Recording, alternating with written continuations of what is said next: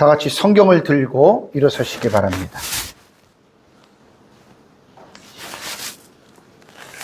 봉독해드릴 하나님의 말씀은 창세기 26장 34절에서 35절 말씀까지를 제가 봉독해드리겠습니다. 이것은 하나님의 말씀입니다. 에서가 40세에 헷 족속 브에리의 딸 유딕과 헷 족속 엘론의 딸 바스맛을 아내로 맞이하였더니 그들이 이삭과 리브가의 마음에 근심이 되었더라. 아멘. 네, 앉으시기 바랍니다. 창세기 26장은 이삭의 내러티브를 말을 하고 있습니다. 이삭이 가나안에 머물 때에 아브람 때에 흉년이 들었고 이삭은 블레셋 왕 아비멜렉이 있는 그랄 지방으로 이제 가게 됐죠. 그런데 여호와께서 이삭에게 나타나셔서 애굽으로 내려가지 말고 내가 내게 지시하는 땅에 거하라고 하나님이 말씀을 하십니다. 그때 이삭은 애굽으로 내려갈 아마 생각이 있었던 것 같아요. 이제 내려가지 않고 하나님의 명령에 순종하면서 이제 그랄 지방에 머무르게 됩니다. 그 스토리가 이제 26장에 쭉 이렇게 나옵니다. 그래서 이제 그랄에 있다가 하나님이 복을 주니까 이제 아비멜렉과 그랄 사람 아비멜렉 일단은 그랄에서 나가라고 명령하죠. 자기들에게 또 위협이 되고 그래서 이제 그랄 골짜기로 갔다가 우물 때문에 분쟁이 일어나고 거기서 이제 양보하고 이제 있다가 결국은 브엘세바까지 이제 장 거주지를 옮깁니다. 거주지를 옮겼을 때 이제 오전에 말씀드린 대로 아비멜렉이 아우삭 그의 친구 아우삭과 군대장관 비골과 함께 와서 거기서 이제 맹세의 계약, 평화 조약이죠. 평화 협정을 원하는 마음으로 이제 왔습니다. 그러고 나서 이제 26장 마지막 부분에 두 절이 바로 조금 전에 읽어드린 내용이 두 절입니다. 이 두 절의 내용을 이렇게 보면은요, 그냥 간단해요. 내용이 뭐냐면, 이제 에서가 헷 족속의 두 명의 여인과 결혼을 하고, 그러고 나서 이제 이삭과 리브가의 마음이 근심이 되었다. 제가 보통 이제 설교를 1시간 설교를 하는데 또 이제 이 본문을 만날 때 제가 이제 조금 걱정이 된 거예요. 염려가. 이 두 절을 가지고 어떻게 해야 되지? 1시간 끌어갈 수 있을까? 아니면 그냥 오전에 했던 것과 마지막에 그냥 한 4, 5분 정도 해서 넘어갈까? 항상 제 설교를 지금까지 창세기를 해오면서 이런 것들이 꽤 있었어요. 어떤 경우는 한 절만 가지고도 제가 1시간을 했고요. 4절 가지고도 1시간을 했고, 도저히 안 나오는데 하는데, 연구를 하다 보면, 이것도 말이 두 절이지만, 두 절에 대한 내용이 확장을 시키면 몇 시간도 할 수 있는 여러분 이제 그러한 내용이 됩니다.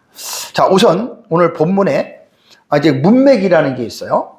그러니까 26장에만 해도 몇 가지의 사건이, 이제 이삭의 내러티브는 내러티브지만, 단락이라고 하는 말은 글의 덩어리잖아요. 그죠? 몇 개의 단락으로 탁탁탁 나눠져 있습니다.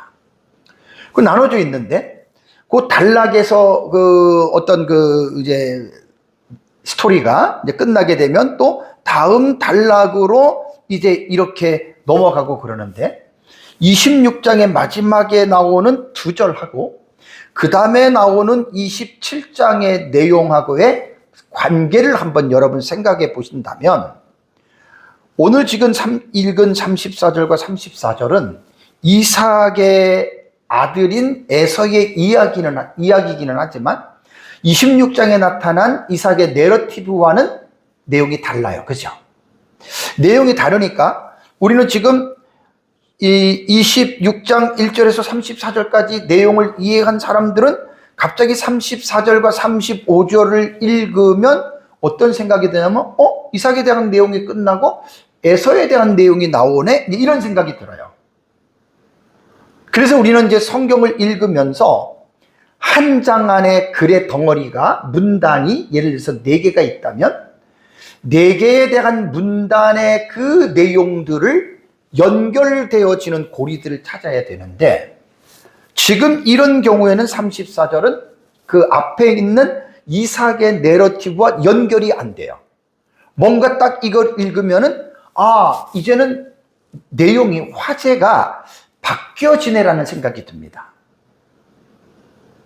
그래서 이 부분을 학자들은 뭐라고 이야기를 하면, 이삭에 대한 내러티브가 1절부터 33절까지 쭉 내려오다가 34절에 와서는 이제는 화제가, 토픽이라려, 화제가 전환된다, 바뀌어진다. 그러고 나서 이제 요 두 절 다음에 27장을 딱 가보면은 내용이 이제 이삭이 에서와 야곱에게 장자권 문제로 이제 축복하는 내용이 나오잖아요. 그죠? 그러니까 여기에서 지금 읽은 34절과 35절은 화제를 전환시키기 위한 이 두 절의 문단이 삽입으로 들어왔다, 이렇게 생각하면 됩니다. 그렇다면 궁금하잖아요. 누가 삽입을 했지? 누가 삽입을 했어요? 자, 창세기는 누가 기록했습니까? 하나님이 기록했습니까? 모세가 기록했죠. 그럼 모세가 기록할 때 모세 자기 생각을 가지고 생각하다가 이걸 썼을까요? 당연히 생각하면서 썼을 수도 있지만 우리는 그렇게 보지 않고 하나님의 성령께서 모세를 통해서 모세의 지식과 감정과 의지와 모든 것들을 사용해서 하나님의 계시를 기록하게 하셨다. 그렇다면 여기서 삽입이라고 하는, 중간에 지금 34절과 35절이 삽입이라고 말할 때는 모세의 개인적인 생각과 개인적인 의도로 집어넣겠는가? 아니면 성령 하나님께서 모세를 통해서 이 사실을 집어넣게 했겠는가? 당연히 후자가 맞는 거예요. 모세가 썼지만 인간의 저자는 하나님의 성령의 도구로서, 그렇다고 기계적으로 하나님이 쓰지는 않았어요. 그들의 모든 것들을, 감성과 의지와 모든 것들을 이용하셔서 성령께서 그렇게 기록했기 때문에 어쨌든 삽입이 되는 구절은 맞습니다. 34절과 35절은. 왜냐하면 이제 내용 화제 자체가 전환이 되기 때문에. 그럼 누가 했느냐? 당연히 성경은 인간이 기록했지만 성경의 원저자는 인간을 통해서 배후에 역사하시는 분이 우린 성령 하나님으로 믿거든요. 그러니까 성령 하나님이 이 이삭의 내러티브를 쭉 이어가다가 34절과 35절은 삽입되는 내용을 통해서 이제는 화제가 27장으로 넘어가면서 바뀌어지는 연결고리다, 이렇게 보는 게 딱 맞습니다. 그래서 26장 34절 35절에 아주 짧은 내용이에요. 에서가 이방의 여인 둘을 통해서 이제 결혼을 하지만 여기에는 엄청나게 중요한 내용들이, 의미가 함의되어 있어요. 그래서 에서는 이제 이삭의 쌍둥이의 아들 가운데 장자로 태어났죠. 그러면 당연히 장자가 아버지의 모든 것들을 계승하고 또 언약의 가정이기 때문에 아브라함의 언약을 에서가 계승을 해야 되는데, 에서는 장자로서의 특권을 무시했죠. 경시했다 그래요. 그러나서 이제 우리가 지지난주에 살펴본 바에 의하면 음식 한 끼의 음식 때문에 자기의 장자권을 가볍게 여기고 야곱에게 넘겼잖아요. 그러니까 떡과 팥죽 한 그릇에 네가 형에 넘겼잖아요. 아마 에서는 그때 에이 설마 했겠죠. 그냥 말로서 끝나는 줄 알았지만 크게 실제적인 사건이 벌어진 겁니다. 그래서 이제 앞으로 이제 다음 주에 볼 27장에 들어오면 장자권의 야곱, 이삭이 죽기 전에 장자권의 어떤 장자에게 내려주는 복을 에서가 못 받아요. 야곱이 그 복을 받아요. 그러면 27장을 딱 들어가 보면 뭔가 우리가 이해가 안 되잖아요. 그죠? 야, 야곱이 나쁘고 리브가가 정말 나쁜 사람들이죠.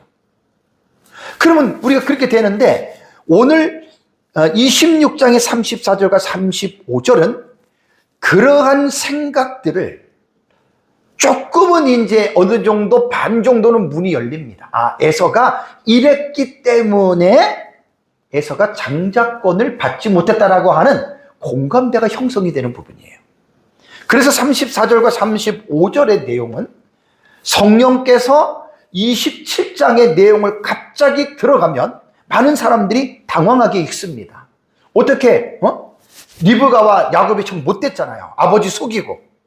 근데 그 직전에 34절과 35절의 내용을 깊이 있게 이 부분을 이해를 하면 이제 27장에서 야곱이 이제 장자권의 복을 받는 부분에 어느 정도는 이제 이해할 수 있는 공감을 형성하는 게 바로 34절과 35절이다.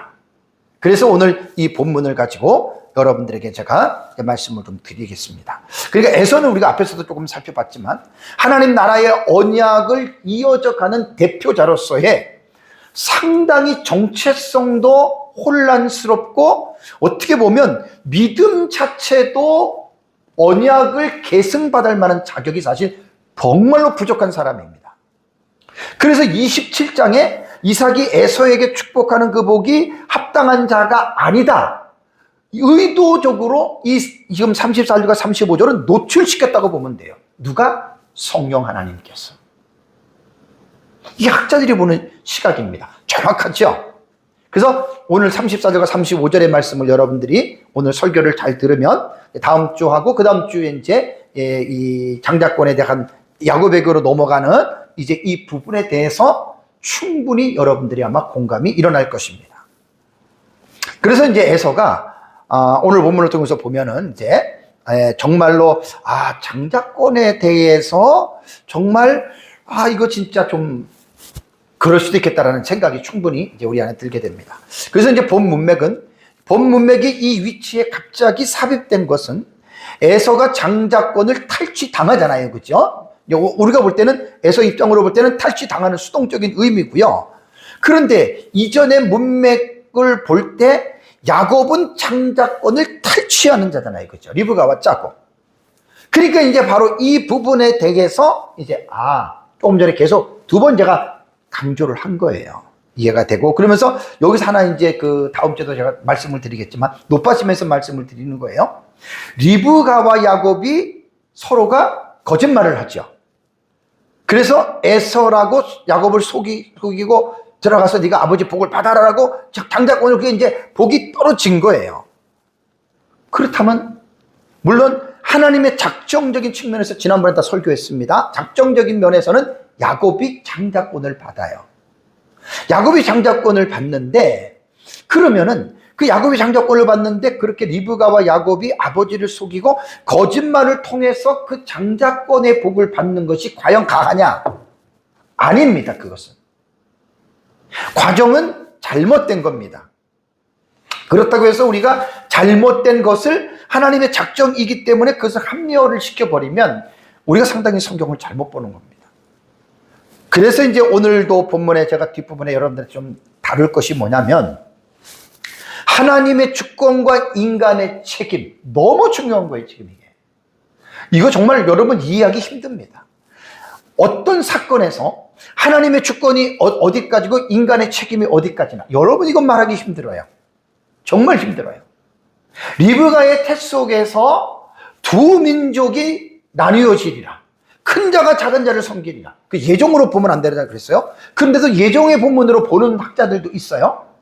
그럼 작정으로 볼 때 우리가 이 부분은 하나님이 그렇게 정해놨기 때문에 그러면 에서는 그럴 수밖에 없다. 이렇게 본다면 하나님이 죄에 대한 조성자가 되고 하나님이 문제가 생기게 돼요.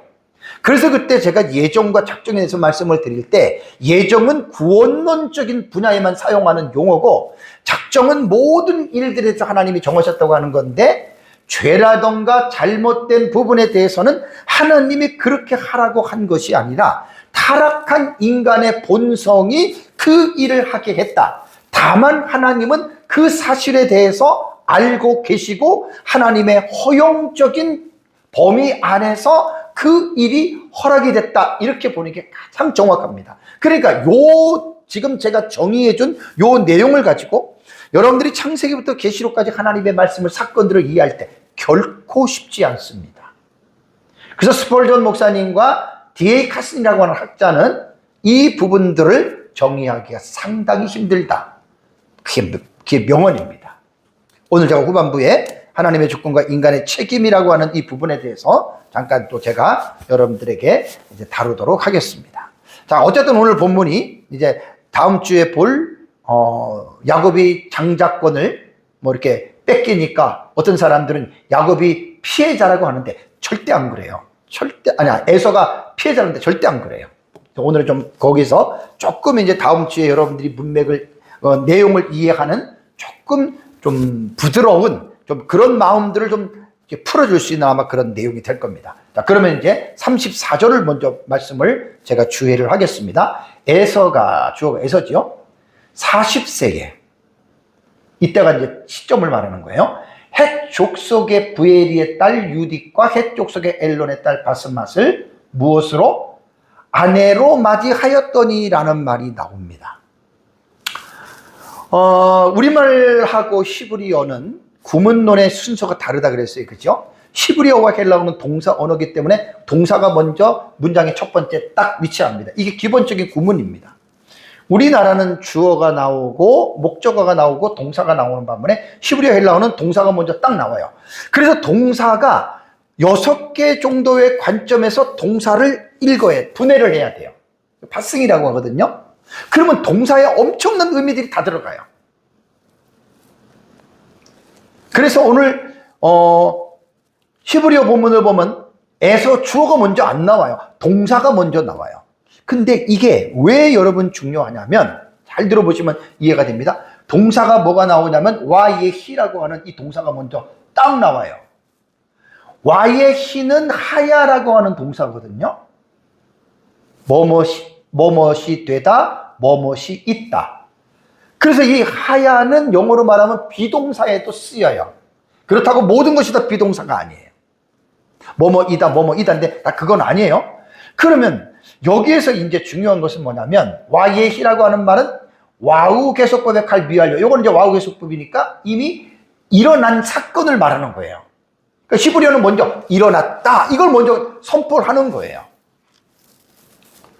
그러고 나서 이제 요 칼이라고 하는 것은 이제 능동태라 그랬어요. 능동태로 이게 이제 별로 중요하지 않지만, 그래서 우리말 성경에서 지금 이게요, 와예히라고 하는 말은 어떻게 우리말이 번역이 된 줄 아세요? 이걸로 번역했어요. 조사예요, 조사. 뭐뭇이 있다, 뭐뭇이 있다를 이게 이렇게 에로 번역을 했는데, 우리말에 에서가 40세에 있죠, 그죠? 요게 바로 이렇게 우리말은 번역을 한 거예요. 그러니까 에서가 40세? 그러면은 이상하잖아요. 40세에라고 하는 조사를 딱 집어넣으면 40세 되던 때에 뭔가가 있었을 것이다. 충분히 조사 하나가 아주 풍성한 뉘앙스를 우리에게 가지고 옵니다. 그러니까 여기에 이 히브리어를 볼 때에는요, 사건의 발생과 장면이 전환이 되는 거예요. 앞에 것과 뒤에 것, 이게 딱 들어오면서. 근데 여기서 뭐냐면 이 히브리 동사는 세부 묘사라 그러죠. 부연 설명이 필요해요. 뭔가 부연 설명을 해요. 그러니까 에서가 40세가 되었을 때에, 에라고 하는 게 우리만 요걸로 했지만 구체적으로 이 와예히라고 하는 동사를 우리가 충분히 번역해서 집어넣으면 이렇게 해야 됩니다. 에서가 40세가 되었을 때 이런 일이 있었다, 혹은 이런 일이 있었으니 라는 말을 해야 됩니다. 그러니까 우리말 성경에 에서가 40세에 이렇게만 딱 했잖아요, 그죠? 이 히브리어 단어의 동사의 의미를 풀어서 집어넣으면 에서가 40세가 되었을 때 이런 일이 있었다, 이렇게 해야 되는 거예요. 뒤에 동사가 또 나와요. 맞이했다라고 하는 동사가 나와요.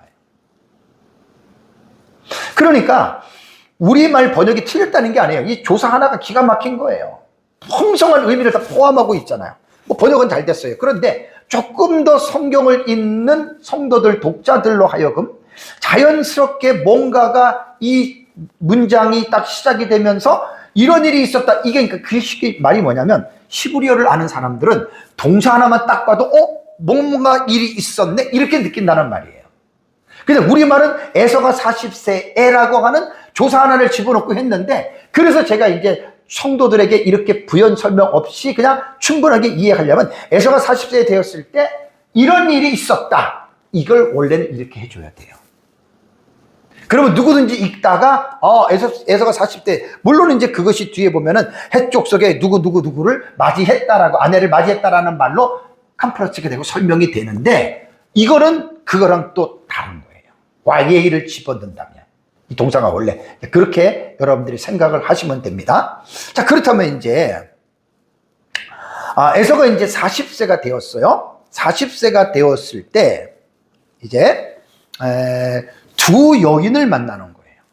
에서가 40세에, 참 기가 막힌 거예요. 우리말 또 조사에. 그것도 40세에. 그 히브리어 동사는 아까 와예이라고 그랬죠. 그죠? 그 다음에 이제 히브리어는 이런 일이 있었다. 그 다음에 나오는 게 이제 주어가 나와요. 에서가. 그 다음에 이제 명사구인 40세였을 때 어떤 시간적인 측면을 히브리어는 분명하게 여러분 강조하고 있습니다. 그렇다면 40세를 왜 40세라고 하는 의미를 써놓았을까요? 40세라고 하는 말은 미성숙한 나이가 아니라는 거예요. 만약에 에서가 15살 때, 16살 때 그러면 미성년자잖아요.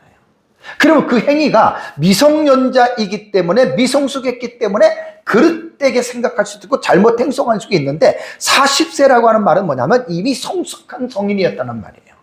성숙한 성인이었기 때문에 에서가 지금 하는 해족 속의 두 여인을 부인으로 맞이했다라고 하는 말은 뭐냐면 그냥 한 것이 아니라 에서가 책임을 져야 할 그만큼 성숙한 사람이라는 말입니다. 그래서 아까 칼이라 그랬죠? 능동태라 그랬죠? 억지로 해족 속의 여인을 택한 게 아니에요.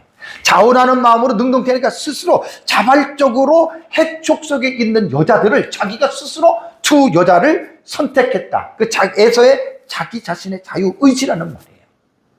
그러니까 우리가 성경을 읽잖아요. 그냥 읽어가는 거 하고 이렇게 하나하나 문법적으로 구문론적으로 이해하고 읽으면 내용이 확 달라져요. 확 깊어져요. 대부분 이렇게 원문이나 이런 거 안 보시는 분들은 깊이 들어갈 수가 없어요. 저도 계속 공부하면서 지금 이렇게 보니까 여러분들에게 말씀을 제가 드리는 겁니다. 그러고 나서 이제 40세 해놓고 동사가 히브리어는 또 앞에 딱 나옵니다. 그 다음 동사 다음에 뒤에 나오는 또 구가 나와요. 맞이했다예요. 맞이했다. 우리말에는 40세에 하고 이제 해족속했다 불려갈 맞이했다 그랬잖아요. 그러면 여기에서 이제 동사가 맞이했다잖아요. 맞이했다. 이것도 와우계속법 칼 미완료니까 이미 미완료는 될 것이다 아니라 와우계속법이니까 이미 맞이한 거예요. 여자를 취한 거예요. 결혼했다. 맞이했다라고 하는 말이 히브리어가 락하거든요. 이게 취하다, 가져오다, 붙잡다, 아내를 삼다라는 이러한 뜻입니다. 그러니까 아까 말씀드린 대로 이것도 능동태예요. 능동태. 에서가 억지로 한 게 아니라 자기 스스로가 했는데 자기가 맞은 해족 속의 두 여인이 부에리의 딸 그랬잖아요. 그죠?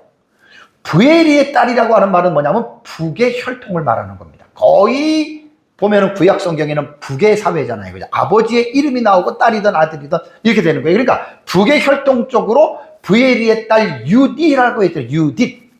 근데 히브리어로 보면은 예후디트라고 하는 말입니다.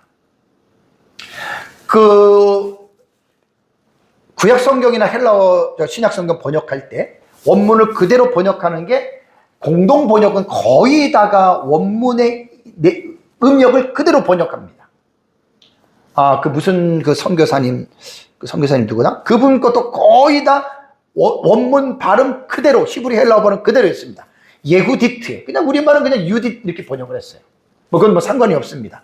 예후디트라고 하는 말은 그 단어의 뜻이 뭐면 찬송받는 여인 또는 유다의 여인이라고 이해를 합니다. 그래서 예후다라고 하는 이 단어에서 이제 파생이 됐다 해서 학자들마다 이 부분을 이야기를 하는데 여러분 이름으로 볼 때는 경건한 의미를 갖고 있잖아요. 그죠? 찬송받는다, 유다의 여인이다.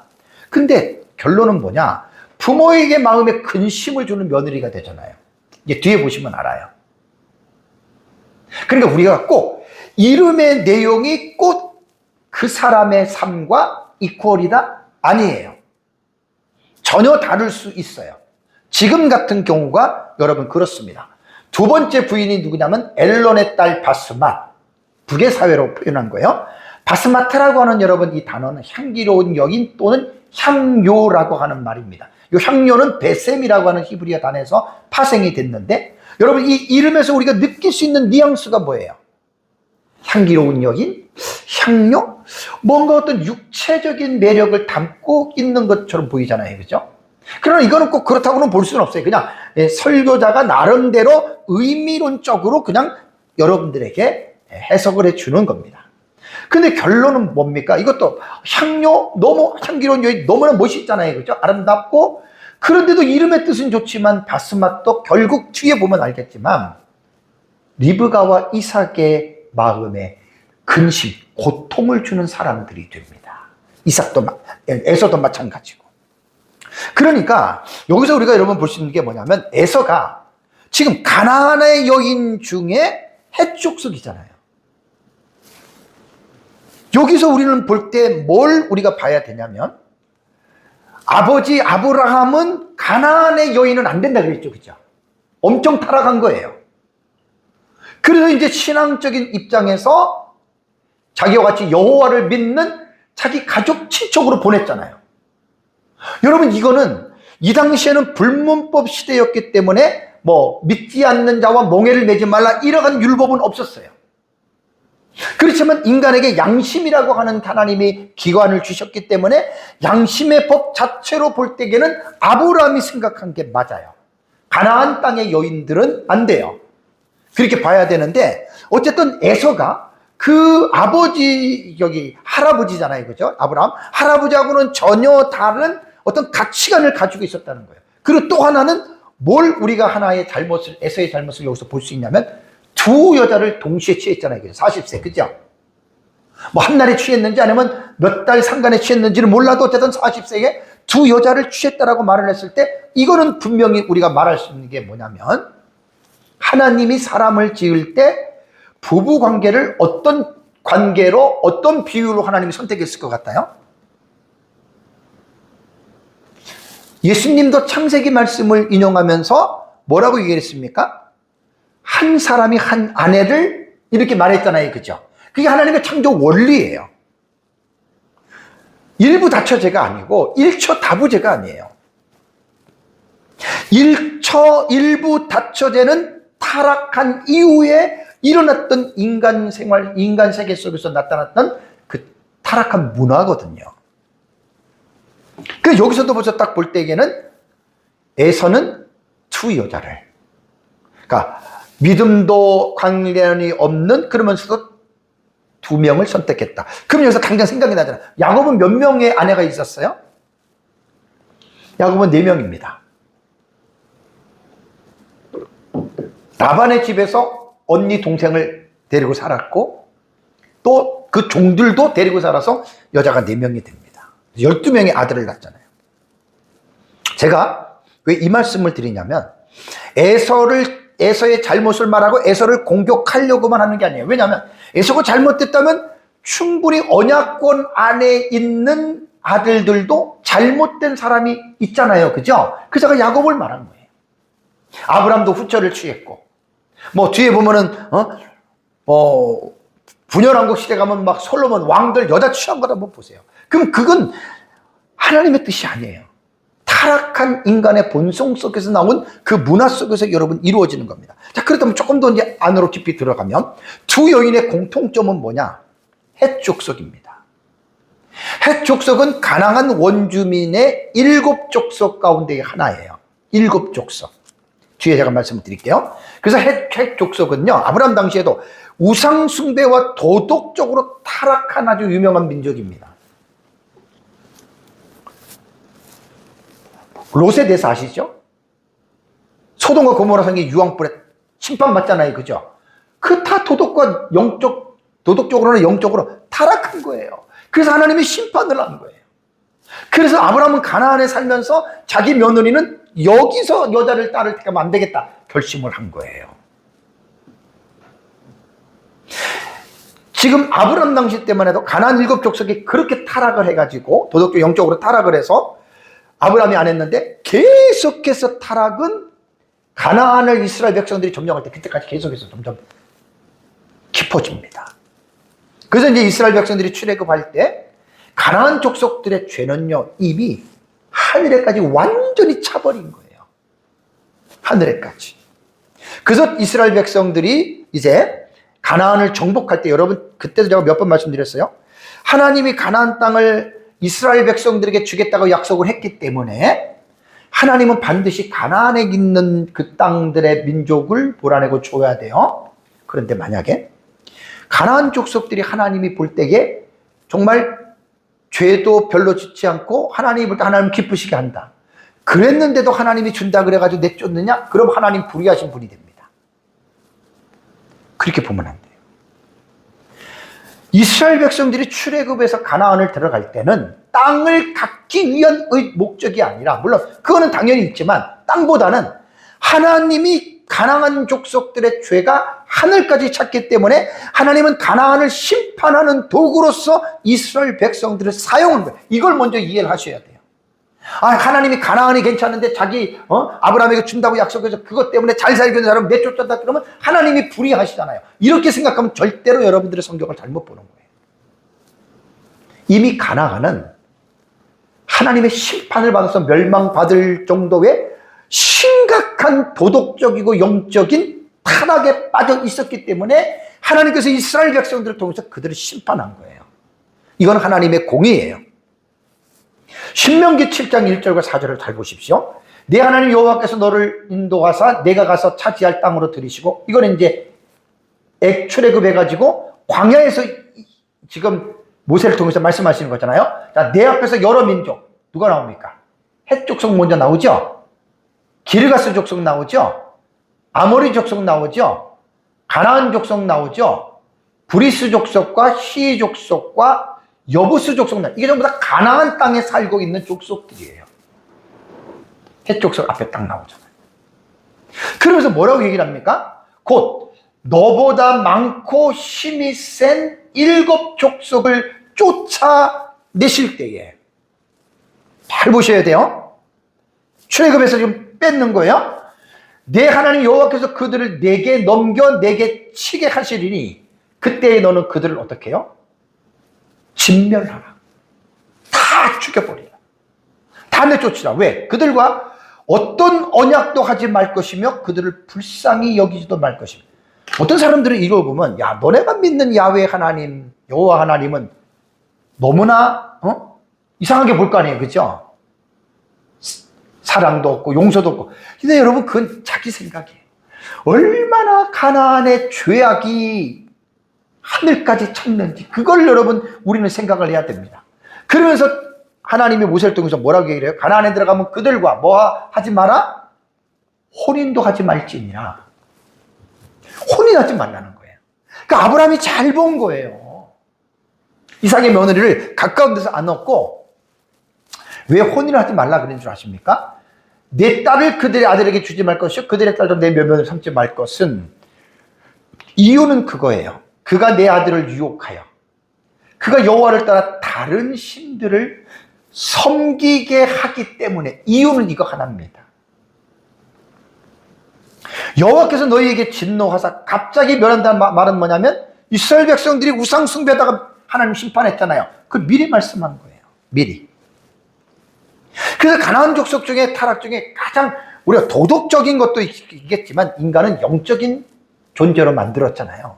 영적인 존재로서 인간의 영혼이 죄로 말미암아 죽은 영혼은 하나님을 몰라요. 우상을 섬기는 거예요. 하나님이 가장 미워하는 것이 우상 섬기는 거잖아요. 결국 그것 때문에 이스라엘이 심판을 받는 것 아닙니까? 그래서 여러분, 여기서 우리가 아까 에서가 40세라 그랬죠. 그죠? 성인이에요. 본인의 책임, 본인의 판단을 본인이 책임져야 할 나이예요. 누구에게 절대로 그걸 넘길 수가 없는 나이예요. 그러니까 에서가 그것도 다름이 아닌 헷 족속의 여인 2명을, 하나도 아닌 2를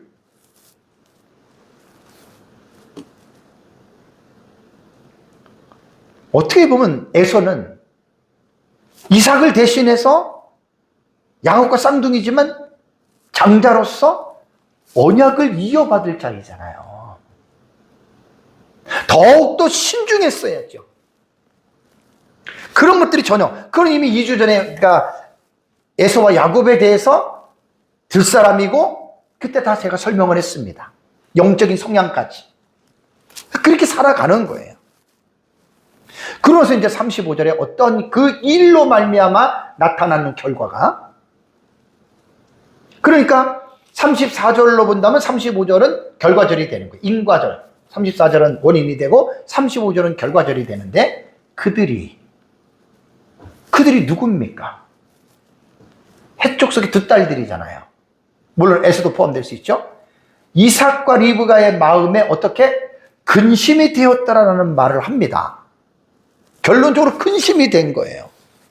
자, 명사 모라라고 하는 이 근심이라고 하는 뜻은요, 쓰다 혹은 쓰라리게 하다라는 말이에요. 마라르라고 하는 이 단어, 우리가 마라에 쓴물 나오죠, 그죠? 이 단어예요. 원래 이게 모라가 이런 뜻이거든요. 구약 성경에 딱 모라는 여기 한번 딱 나옵니다. 창세기 16, 35절에. 뭐 이것을 뭐 학자들은 쓴맛, 슬픔, 비통, 괴로움 이렇게 문맥에 따라서 이것은 우리가 이 말씀을 여러분 우리가 이제 해석할 수가 있습니다. 그렇다면 뭐냐면 이삭과 리브가의 마음이 괴롭고 고통스러웠다는 말이에요. 왜요? 며느리를 봤는데 둘이 들어왔어. 해족속의 여인이야. 근데 그들하고 살다 보니까 엄청난 부모의 마음속에는 에서도 마찬가지겠지만 말할 수 없는 어떤 영적인 고통이, 그러니까 나라가 다르고 그렇게 되면 이 문화적인 갈등 있잖아요. 문화적인 갈등. 이것도 여러분 무시 못합니다. 그래서 개혁주의 주석가들은 뭐라고 얘기를 하냐면 여기에 마음의 근심은 단순히 문화적인 차이 때문이 아니고, 그럴 수도 있지만 에서를 통해 언약의 복이 흘러가기 어려워진 것 때문에 신앙적 탄식으로 개혁신학자들은 근심을 이렇게 해석을 합니다. 근데 이게 일리가 있어요. 지금은 이해가 안 되지만 제가 뒤에 이제 하나의 주제를 건드릴 때 여러분들 그 말을 들으면 충분히 이해할 수가 있는 내용입니다.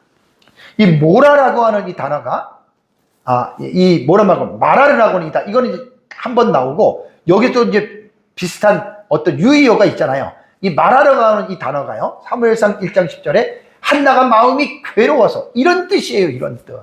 이삭과 리브가의 마음도 이런 뜻이에요. 욥기에도 어찌하여 마음이 괴로운 자에게 말할 수 없는 죽고 싶은 마음이잖아요. 이사야 38장 15절에도 내 영혼의 고통으로 인하여 히스기야가 중병에 걸렸을 때 하는 기도의 내용입니다. 그러니까 이 괴롭다, 고통이다. 여러분, 이거는 가벼운 게 아니에요. 엄청난 고통입니다. 그러니까 에서가 해족속의 여인 2명을 아내로 맞이한 사건으로 인해서 또 그들과의 같은 삶을 한 장소에서 공유함으로 말미암아 이삭과 리브가의 이 마음은 엄청나게 고통스럽다. 엄청나게 괴로웠다. 그리고 이것은 한순간의 고통으로 끝난 게 아니에요.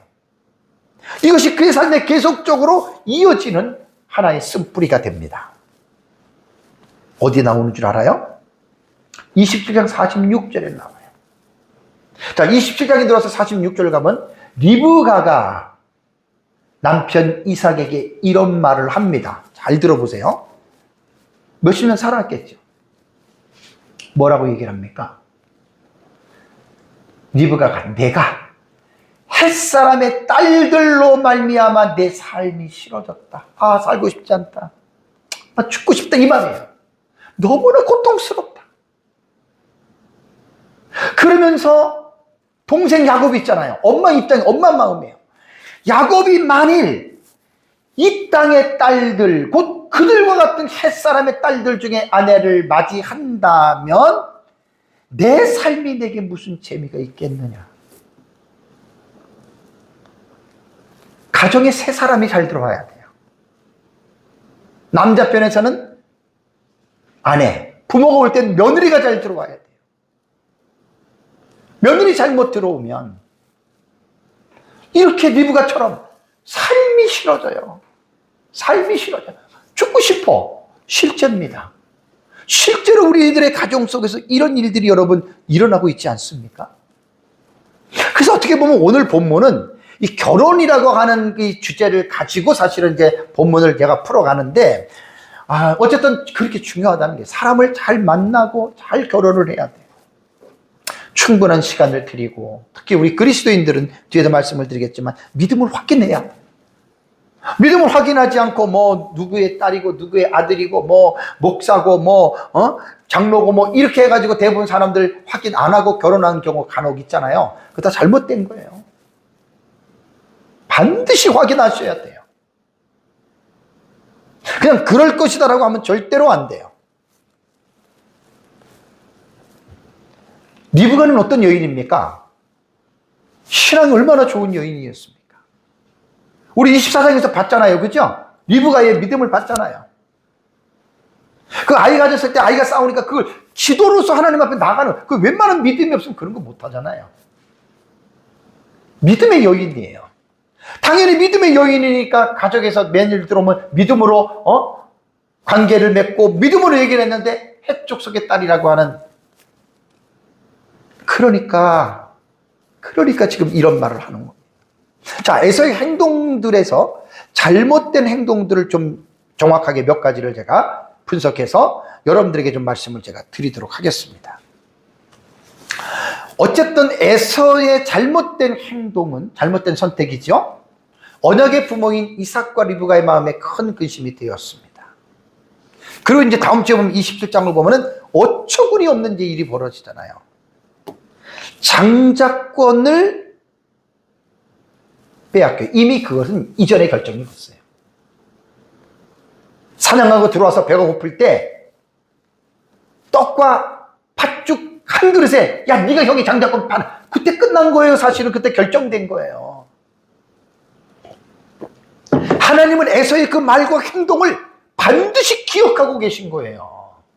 아, 너가 실수했으니까 내가 그냥 봐줄게, 이게 아니라니까요.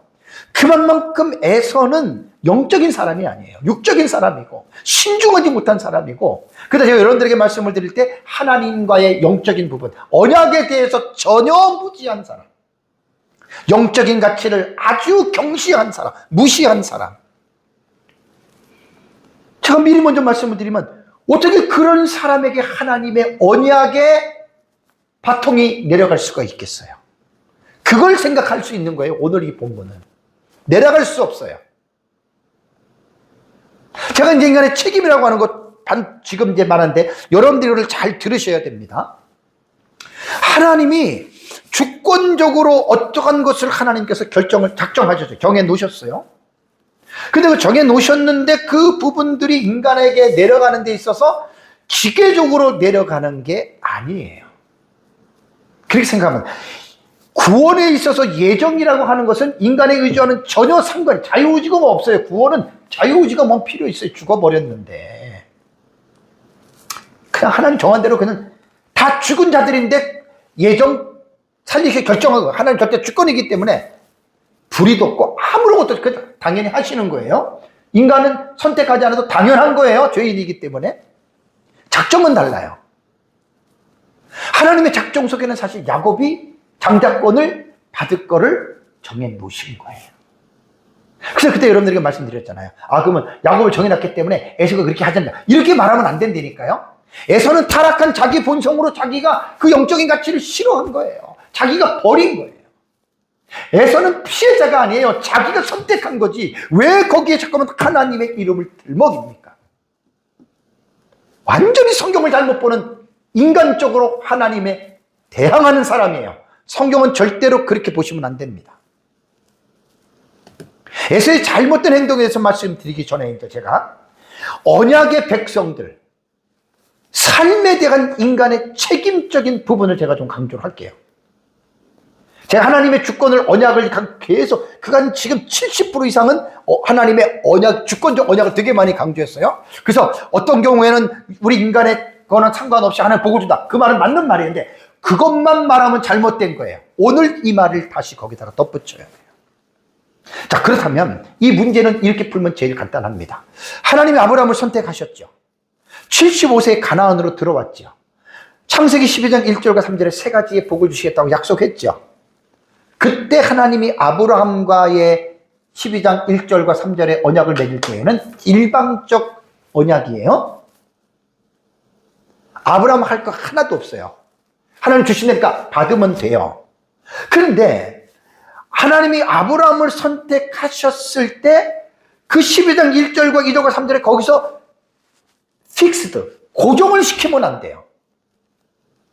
하나님이 아브라함을 선택하신 목적이, 아브라함의 내러티브를 쭉 읽어가면서 그 75세에 약속하시고 24년이 지난 이후에 아브라함 99세 때에 이르러 하나님께서 비로소, 그때 제가 말씀드렸죠. 아브라함에게 내가 왜 너를 선택한 줄 아느냐? 너 이렇게 하려고 내가 선택했어. 기억나세요? 이거 기억나셔야 돼요. 그게 창세기 18장 19절입니다. 그러니까 하나님이 창세기 12장에서 아브라함을 부를 때 이것까지 같이 준 게 아니에요. 이것까지 같이 준 거 아니에요. 이것은 하나님의 의중에 있었던 것이고, 일방적으로 12장 1, 2, 3절에는 복을 주겠다라고 말을 하고, 24년이 지난 시점에서 하나님이 아브라함을 불러서 내가 너 왜 선택한 줄 알아? 그게 바로 18절 19절이니까 18장. 내가 그로, 아브라함이거든요. 그 자식과 권속에게 명하여, 아브라함의 권속들이죠. 이거예요. 하나님은 여호와의 도를 지켜서 의와 공도를 행하게 하려고 그를 택했다.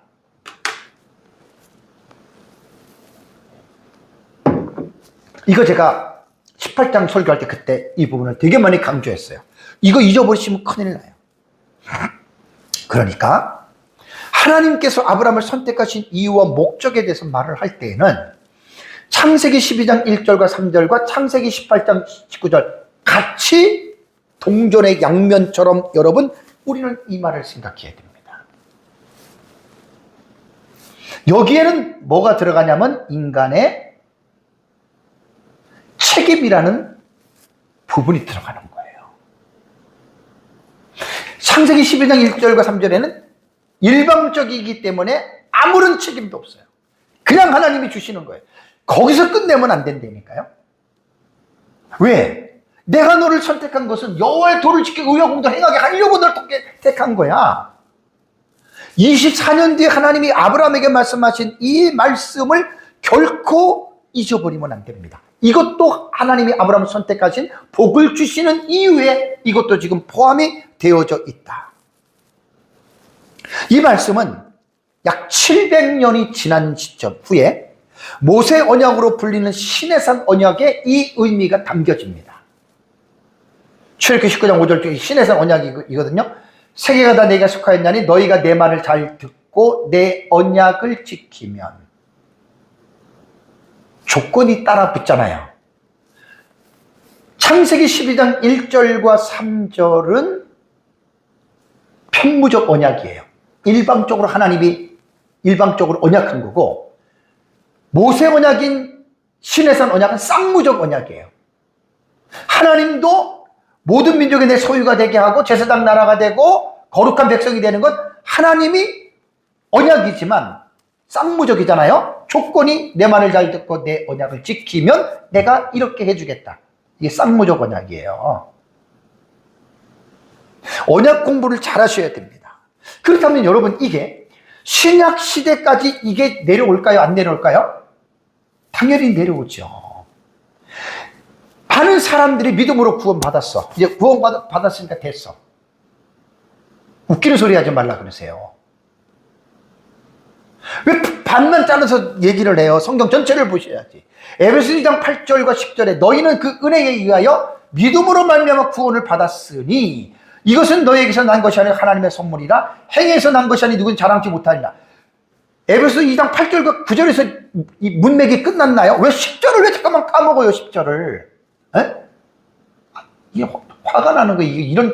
이런 사람 만나면 진짜 화가 나. 왜 10절을 왜 말을 안 해? 은혜의 믿음으로 구원받았어. 이제 된 거야. 어디 그렇게 얘기를 10절을 왜 안 읽어보냐고요. 10절을. 10절 보세요. 우리는 그가 만드신 바라. 구원시켰잖아요. 만들었잖아요. 왜 만들었어요? 그리스도 예수 안에서 선한 일을 위하여 지으심을 받았다는 말입니다. 예수 믿고 구원받고 끝난 게 아니에요. 하나님 아브라함을 왜 선택했느냐? 여호와의 도를 지키고 의와 공도를 행하게 하려고 그를 선택하고 복 준 거예요. 왜 하나님이 예수님 통해서 우리를 죄를 용서받고 하나님의 자녀가 되게 한 줄 아세요? 예수 안에서 선한 일을 위하여 우리를 지었다는 말이에요. 그러면서 이 일은 전에 예비하사 우리를 어떻게 그 가운데서 행하게 하려 하는 거예요. 그러니까 구원받은 사람은 구원받은 것으로 끝나는 것이 아니라 이 땅에서 선한 일이 뭡니까? 하나님의 말씀을 순종하는 거예요. 하나님의 말씀을 순종하면서 살아가라고 하나님이 우리를 지킨 거. 아브라함이 창세기 18장 19절 여호와의 도를 지켜 의와 공도를 행하기로 똑같잖아요. 다르지 않잖아요. 근데 성경도 제대로 모르는 사람들이 예수 믿고 구원받으면 됐다는 이런 식으로 이야기를 하니 성경을 반백기 이해를 못한 거예요. 그런 사람들. 반만 예수 믿고 구원받았으면 됐대. 뭐가 구원받았으면 됐습니까? 선한 일을 위해서 살아가야죠. 하나님의 말씀을 순종을 해야죠. 그러니까 우리가 순종하는 것이 중요한 거예요. 우리가 하나님의 말씀을 순종할 때 오전의 말씀처럼 세상 사람들이 우리가 하나님의 말씀을 순종하는 거 보고 당신들이 믿는 하나님이 정말 살아계시는구나. 그거를 그들이 고백하게 되는 거예요. 말은 내가 예수 믿고 하나님의 자녀라고 얘기를 하면서 우리가 선한 일 하나님의 말씀을 순종하지 않으면 세상 사람들이 우리를 어떻게 보겠어요? 우리를 통해서 하나님을 보는 것이 아니라 우리의 그릇된 행동을 통해서 하나님의 이름을 가리우는 삶을 우리가 살아간다라고 하는 사실을 여러분 잊지 말기 바랍니다. 하나님 나라의 사상으로 볼 때 오늘 제 설교도 하나님 나라 사상으로 보는 에서의 헷 족속의 딸들과 결혼을 제가 제목을 이렇게 잡았어요. 하나님의 나라의 사상으로 볼 때 하나님께서 아브라함을 선택하신 목적은 하나님의 말씀을 순종하는 삶을 통해서 죄악된 세상에서 하나님의 나라를 드러내기 위해서 선택한 거예요. 오늘날 우리 예수 믿고 구원받은 사람들이 예수 믿고 구원받고 죄용서가 천국 가고 이게 아니라 구원받은 우리들이 선한 일을 이 땅에서 말씀을 순종하는 삶을 통해서 하나님은 죄악이 관영한 어두운 세상에서 우리들의 하나님의 말씀을 순종하는 삶을 통해서 하나님의 나라를 세상 사람들이 바라보도록 하나님이 우리를 예수 안에서 선택한 것입니다. 많은 사람들이 교회를 수십 년을 다니면서도 이 부분들을 정확하게 정리를 못하고 칭의만 받으면 예수님 믿고 의롭다함을 받으면 된 것이다라고 이렇게 말하는 사람들이 얼마나 많은 줄 아세요? 이상한 사람들입니다. 칭의에서 끝나는 게 아니에요. 구원론에서 justification은 법적인 용어로 칭의, 의롭다함을 받는 거잖아요. 칭의로 끝난 게 아니라고요. 곧바로 칭의 다음에 이어지는 구원의 서정이라 그러죠. order, 순서는 sanctification이에요. 성화, 거룩한 삶을 살아가는 거예요. 이게 선한 일이에요. 하나님의 말씀을 순종하는 게 이게 선한 일이고 이게 성화라니까요. 왜 자꾸만 칭의에서만 멈춥니까? 왜 자꾸만 칭의에서 모든 것이 끝났다고 얘기를 합니까? 그 성경을 진짜 모르는 사람들이에요. 죽을 때까지 예수 안에서 선한 일을 하나님 말씀 순종하면서 살아가는 게 구원받은 우리들의 삶의 목적입니다. 아이고 참 성경을 그렇게 교회를 오래 다녀도 기독교는요 이론의 종교가 아니에요. 행함의 종교지. 행함은 도덕과 윤리가 아니에요. 말씀 순종하는 거죠. 그게 내 힘으로 됩니까? 성령의 능력으로 되죠. 그래서 우리는 이 말씀을 통해서 여기서 이제 주제를 딱 두 개를 내가 묶어 올게요. 하나님의 주권과 인간의 책임. 하나님의 주권과 인간의 책임은 충돌하지 않아요. 절대로 안 충돌해요. 상호 하모니를 이루어요. 조화를 이루어요. 이러한 관점으로 에서의 행동을 분석하면 에서의 그릇된 행동이 하나님의 언약의 백성의 삶에서 너무 멀어진 거예요. 왜? 하나님이 아브라함을 선택하고 복을 주시겠다고 한 것은 너로 말미암아 여호와의 도를 지켜서 의와 공도를 행하게 하려고 아브라함을 선택했잖아요. 그렇다고 완전하게 아브라함이 살아가는 건 아니에요. 그러나 아브라함의 신앙의 삶을 통해서 볼 때 얼마나 아브라함은 잘못하고 실수도 했지만 얼마나 하나님의 말씀을 순종을 합니까? 최고의 아브라함의 신앙의 여러 속에서 가장 하이라이트가 되는 그 부분이 어딥니까? 22장. 이삭을 번제로 드리려고 할 때 그게 인간의 책임이란 말이에요. 책임. 야곱 이삭도 흉년이 들었을 때 애굽으로 내려갈 때 하나님 내려가지 말라 그랬잖아요. 안 내려갔잖아요. 이게 인간의 책임이란 말이에요. 그러니까 하나님의 주권은 언약적으로 아브라함과 이삭에게 복을 주시겠다고는 하나님의 주권이 맞아요. 그 주시는 거예요. 그럼 그걸로 끝나는 게 아니라 인간 편에서 볼 때는 인간의 책임을 잊어버리지 말라는 거예요. 만약에 이삭이 애굽으로 내려가지 마. 여기 이 땅에서 내가 복을 줄게. 싫어요. 나 내려갈래요. 그럼 이삭이 애굽에서 어떤 일을 당할지 어떻게 알아요? 그 인간의 책임이란 말이에요. 자, 그럼 여기서 인간의 책임과 하나님의 주권이라고 하는 두 가지를 가지고 어느 하나를 위에 두면 안 돼요. 위에 둔다라고 하는 말은 뭐냐면 다른 하나가 그 위에 복속이 되거나 지배를 당한다는 거죠. 많은 사람들이 하나님의 주권과 인간의 책임을 여기에서 실수를 하는 거예요. 신학자들도. 하나님의 주권을 우선권으로 하고 인간의 책임을 그 밑에 두는 거나 인간의 책임을 위에 두고 하나님의 주권을 밑에 두는 거 다 잘못된 거예요. 다 치우친 거예요. 제가 늘 말하잖아요. 하나님의 주권 100%, 인간의 책임 100%. 이렇게 가셔야 돼요, 성경은. 아시겠어요? 하나님의 주권 100%, 인간의 책임 100%. 그러면 성경에서 이해가 안 되는 게 없어요. 다 이해가 돼요. 많은 사람들이 이 두 가지를 이렇게 본다는 말이에요. 수직적으로, 수평선으로 봐야죠. 그래서 에서의 잘못된 행동을 제가 이제 마지막 결론적으로 분석을 하면 왜냐하면 이삭의 자녀이기 때문에 언약의 자손으로 태어났잖아요. 언약의 백성은 책임이 있어요. 제가 창세기 여러분, 하나님이 아담과 하와를 만들 때 인간을 어떤 존재로 만들었어요? 책임적인 존재로 만들었어요. 이거 결코 잊지 마세요. 책임적인 존재예요. 그래서 성경에는 선악간에 은밀히 행한 것까지 하나님 다 심판하십니다. 행동을 선택하는 건 각 사람의 자유예요. 반드시 하나님 심판하십니다. 그러니까 교회가 뭘 잘못 가르쳤냐면 인간의 책임을 강화하는 메시지를 너무 약하게 가르친 거예요. 하나님의 주권만 강조하고 하나님 믿으면 다 되고 하나님 뭐든지 한다.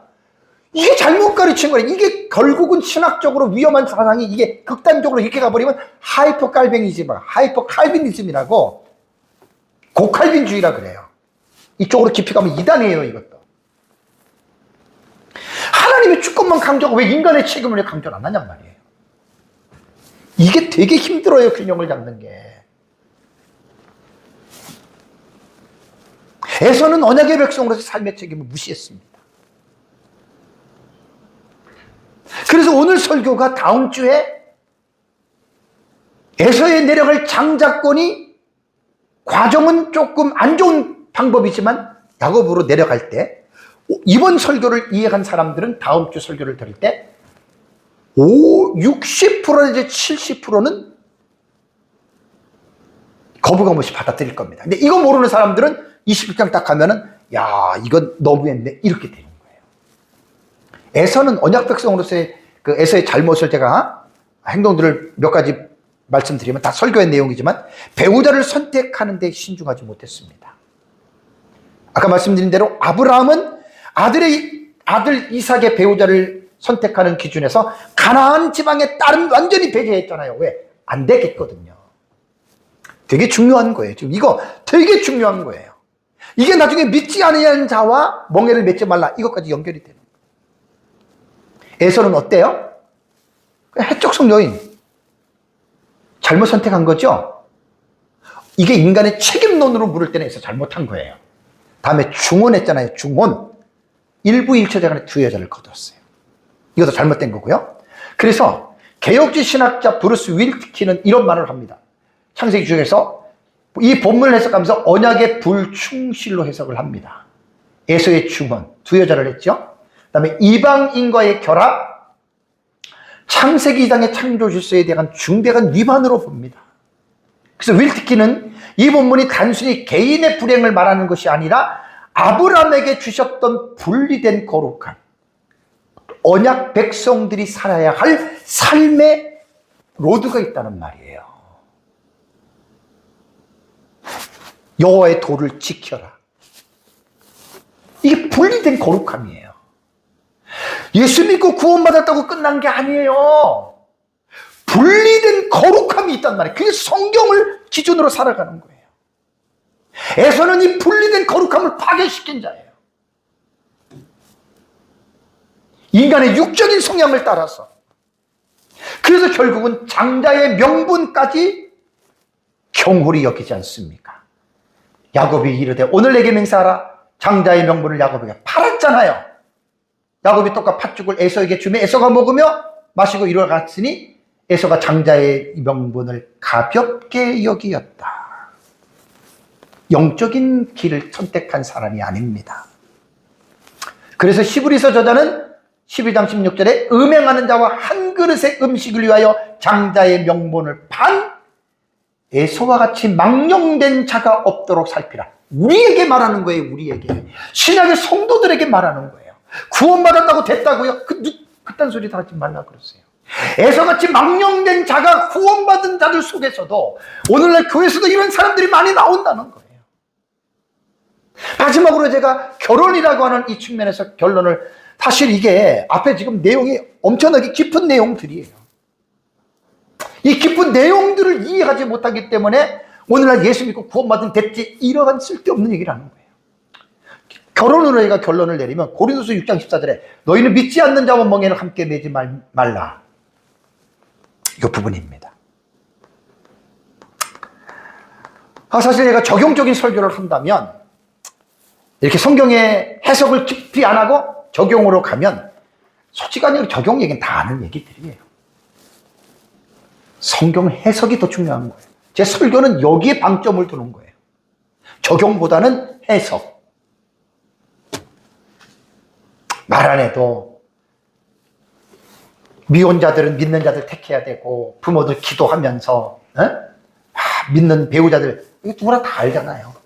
그러니까 오늘 이 본문의 내용을 제가 여러분들에게 말씀드린 거, 이것만 여러분들이 잘 이해를 한다면 정말 제가 적용 말씀을 안 해도 여러분들이 다 알아서 들을 것입니다. 어쨌든 오늘 내용은 사실 너무나 중요한 말입니다. 삽입된 본문이거든요. 다음 주에 하는 내용들을 먼저 편하게 이해할 수 있는, 어떻게 보면 잠금 장치를 해제해 줬다고 볼 수 있을 거예요. 그래서 다음 주에 말씀도 여러분 또 기대하시고, 어쨌든 에서에 대한 이 부분을 명확하게 여러분 이해하고, 또 우리들의 남은 삶을 에서의 삶을 따르는 것이 아니라 야곱의 삶을, 영적인 가치를 따르는 삶을 살아가시기를 주님의 이름으로 축복합니다. 우리 다 같이 함께 기도하겠습니다.